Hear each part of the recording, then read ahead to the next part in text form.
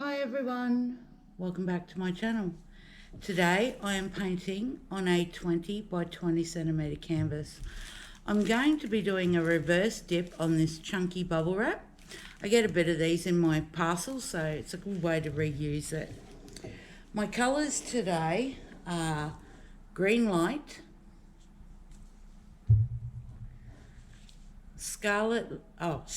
naphthalene carmine, magenta,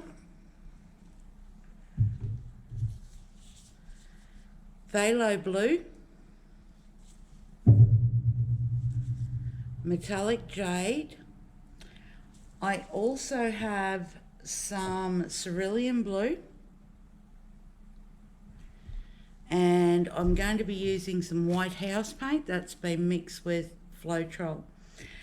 My colours today are mixed 1 part paint, 1 part Australian Floetrol, a good squirt of my global pouring medium, and then water to consistency.